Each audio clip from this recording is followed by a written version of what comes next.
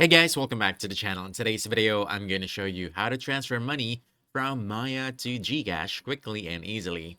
So first, you want to open your Maya app and log into your account.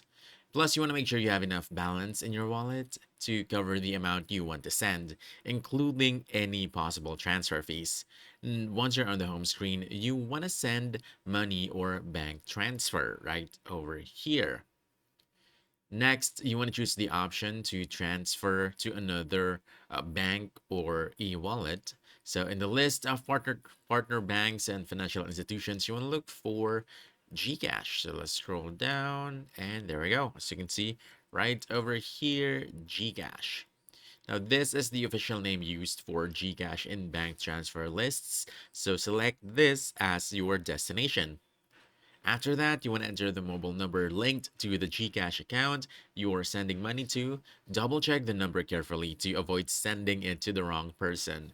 Then type in the amount you want to transfer and review the details before proceeding.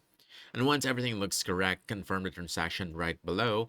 Maya may send you a one-time password or ask for authentication to complete this transfer.